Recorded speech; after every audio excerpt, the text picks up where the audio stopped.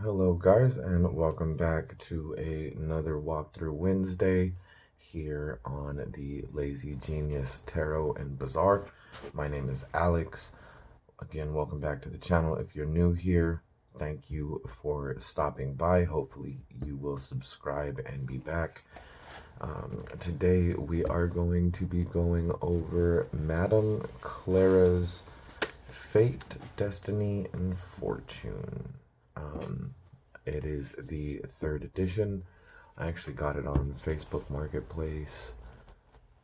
Came with the bag for it. The deck itself is sort of a matte finish, and it looks like it has a gloss gold print all the way around. So it says, ask Madame Clara a question, seek answers and insights.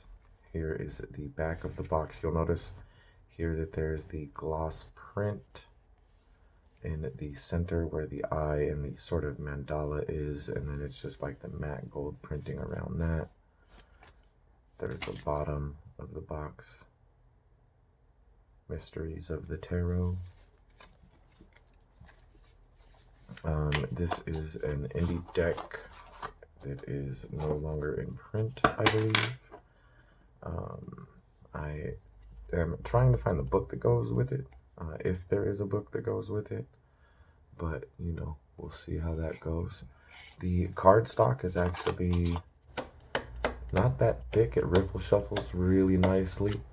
Now the front is sort of a matte linen finish, right? So the front of the cards is like this real nice matte linen, but then the back is like this glossy, oh no, there you can see that.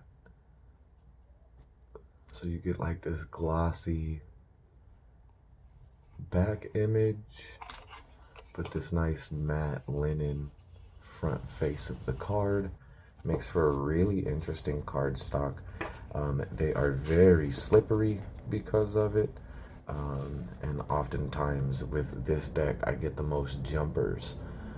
So it overhand shuffles like a dream. This is usually how I get the most jumpers out of it.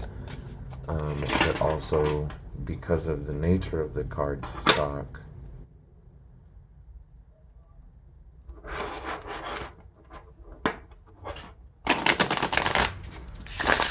when it riffle shuffles, see, it's also very slippery as well. So the cardstock is very interesting. And then I just realized I took the cards out of order, so I will pause the video and put the cards back in order real quick, and then we will take a closer look at the cards here. All right, now that we've got the deck back in order, we will go ahead and take a closer look at the cards here. Now, this deck does come with 2 extra cards, which I have placed on the top here, so we can get to them first.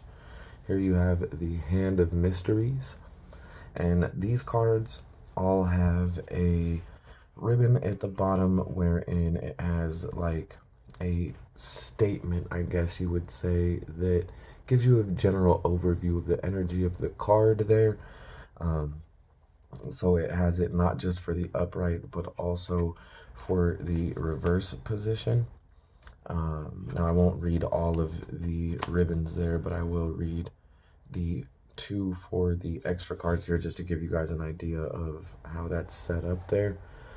So here we have the Hand in Mysteries. The ribbon says, get in touch with your higher being and seek power within. And then in the reversed position, it actually says, the universe reveals only that which we are ready to understand.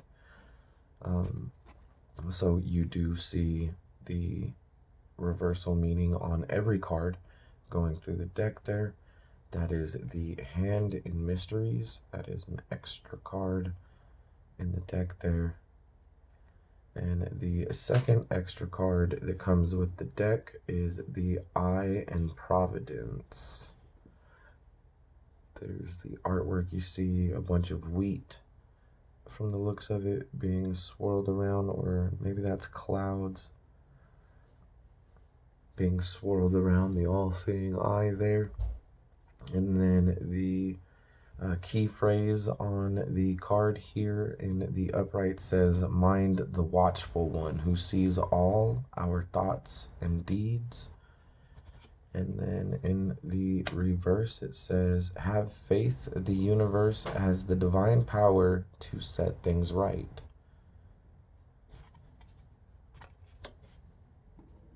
So that is the Eye and Providence, the second additional card for the deck there. Now this is a Rider-Waite-Smith based deck. You will see the imagery definitely fits in with the imagery from Rider-Waite. It's just redone in this sort of, I guess these are all more like stone statue carvings that have been rendered into these digital images here to create the cards, and it actually turned out really well. It worked amazingly. This is actually my soul deck after the initial interview spread that I did with it. Here's the Fool. You see the dog with him at the edge of the cliff. You see the mountains in the background. And you see, if you look, he's got the blue staff with the bag on it at the end there. So all of the symbolism is there. But when I first got this deck, I did the interview with it and found out during the interview that this was actually going to be my soul deck, which turned out to be rather true. I love this deck. I love working with this deck. Here we have the Magician, and you see the Pentacles, the Wands, the Swords, and the Cups, all represented on the card there. Now the backgrounds change from card to card. The main centered image seems to be a statue, and then there are some embellishments there. Here we have the High Priestess,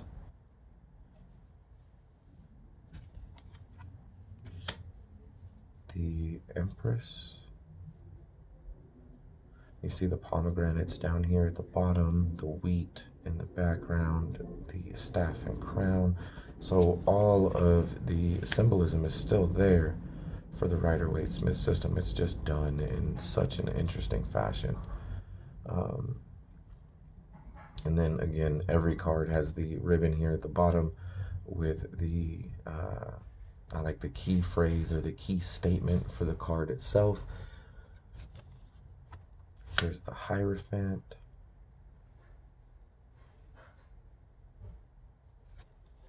The Lovers. So you see the flames around the tree here, the apples in the tree over here, the snake going up the trunk.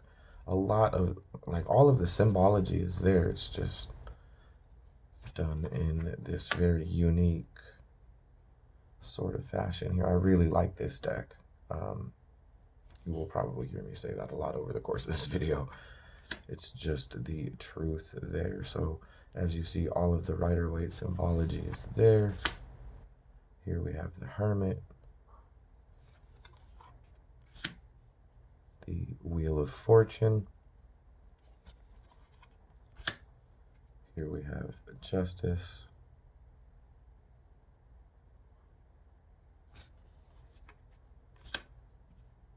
Here we have the Hanged Man.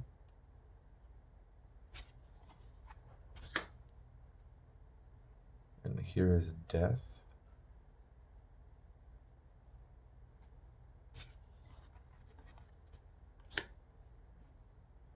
Temperance.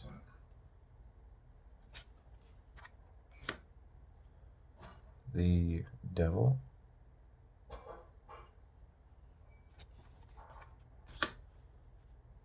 The Tower.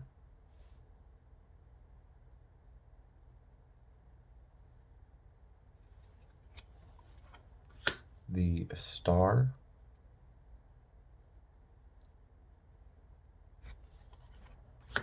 Here we have the moon.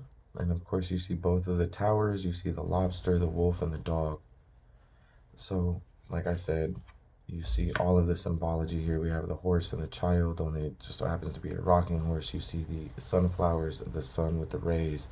So all of the symbology is still there. And they did a very well job of keeping that symbology in the cards as they went through the deck creation here. You'll see that as we go through the minors.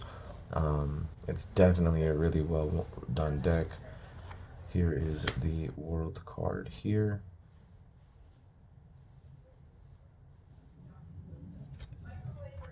And now we get into the minors. Still a hand reaching from the clouds with the wand. This deck was done by the same folks that did the 5-cent tarot.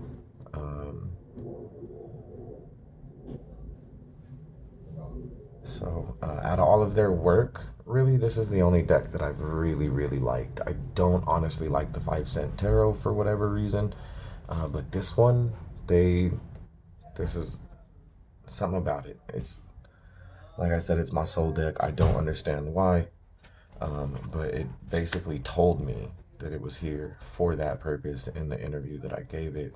I did like a 9-card interview spread, and ever since it was like an instant connection with the deck. I'll go through the minors a little quicker here. 6 of Wands, the 7, and then you'll see all of the, like I said, the symbology stays there. It's the same as Rider-Waite. It's just been redone, and very nicely, if I may add. I don't mean to gush, but this is definitely one of those decks that I'm happy I came across it, and I'm happy I spent the money on it, because it was definitely worth it. It is definitely a well done, well crafted deck, even with the different finishes on the front and back of the cards. And then we are into the courts.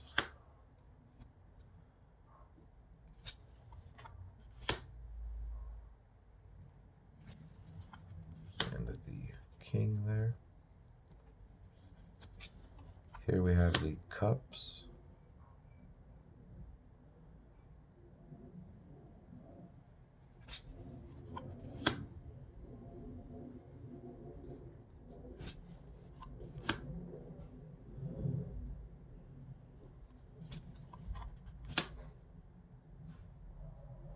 So see, they even managed to get, and it's pretty similar on pretty much every card. It fits right into the Rider-Waite. So this is an easy deck to read if you're a beginner and you really only like have a grip on the Rider-Waite system. If that's the only thing that you've studied and you're having trouble with it still, it's a great card for beginners. Like I said, the symbology fits right in with the RWS system and the actual RWS deck. And it does have like the key phrase at the bottom of the card there to sort of help guide your intuition if you are having trouble finding connections with cards or ways to read cards in certain situations. This could be a very helpful deck for you. The 7 of Cups there, I do like that one. Here's the 8, the 9, and the 10. Now into the courts, we have the Page, Knight, Queen, and King. I love the color palette of the deck. Here we have the Ace of Swords. The color palette is really cool to me. I like how they used the colors that they did. And it is sort of a minimal colored palette, the 2 of Swords. But they used it in such a well done fashion that flows through the deck real nicely. Is the Four of Swords, the Five of Swords, 6,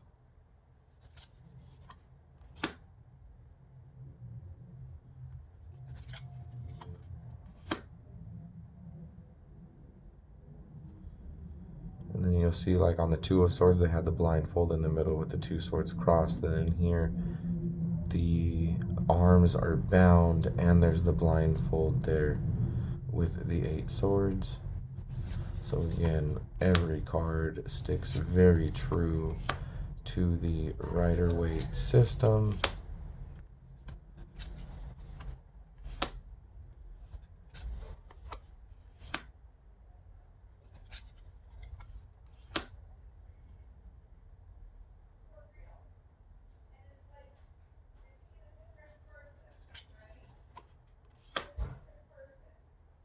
Then we are into the Pentacles.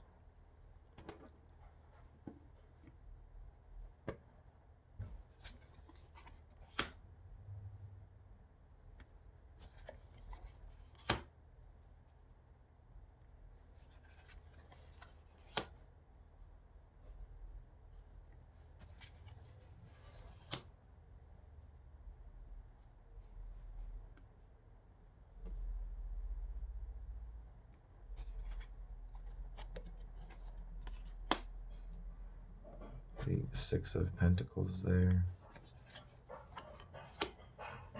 The 7. The 8. The 9. And the 10. Then we have the Page. The Knight.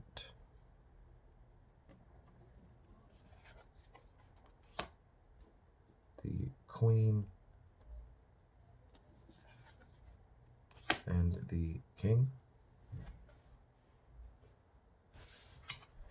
That is all of the cards of the Madame Clara's Fate, Destiny, and Fortune deck. Now remember, just before we did the walkthrough, I did shuffle these cards for you guys, and you can see that it does chip a little bit. You sort of get these like flyaway chips, but the overall integrity of the gilding there has held up pretty well. There's a spot here on the corner of the deck. I don't know if you can see that, like right there where it looks like it's chipped kind of bad. You don't really see too much. The one thing that I can say though is the edges of the cards, because of whatever is going on with the cardstock here or whatever the case might be, some of them are chipping as I overhand shuffle. So the more I overhand shuffle, some of them are chipping like at the edges, and it's like the card itself that chips. I'm looking for a good example right now. It's not something that's super prevalent in the deck. It's just something that I've noticed over time. The more I use it, it's just one of those wear factors, I guess. But if I can see that, but not too much real heavy chipping in the gilding, after having used this deck as much as I have, I would say that that is a testament to just how well the gilding is going to hold up over time. Yeah, so there is the Madame Clara's Fate, Destiny, and Fortune. I am glad that you joined us again for another walkthrough Wednesday here. This is one of my favorite decks. Like I said, it is my soul deck, so it's a pleasure to be able to share it with you guys. Any questions or anything, leave them in the comments. Later on, we might be using this deck in another series. That is possible. So we will see how that goes as it comes closer to the time for me to get that put together for you guys. Again, my name is Alex. This is the Lazy Genius Tarot and Bazaar. Thank you again for joining me, and if you're new, thank you for making your way here. Hopefully, if you enjoyed the content, you will hit the subscribe button. I will see you guys next time when we do the next unboxing there for the next walkthrough Wednesday. And coming up, we are going to have some more content as well. I am looking at doing a Tarot Tuesday where we just do general tarot content, deck comparisons, you know, hashtag VR responses, unboxings when I get new stuff in the mail, that kind of stuff. Um, on like the Tarot Tuesday sort of setup, and then we're gonna do a walkthrough Wednesday, and then like I said, I am working on putting together a series of videos for you guys. So I will let you know more as I get closer, but there is some actual planning going behind the content here. So I do plan on trying to bring you guys some new cool stuff as well as I get a little bit more comfortable with the camera and work my way into the channel a little bit more here. I do appreciate you for sticking with me, and I will see you guys on the next one. Thanks.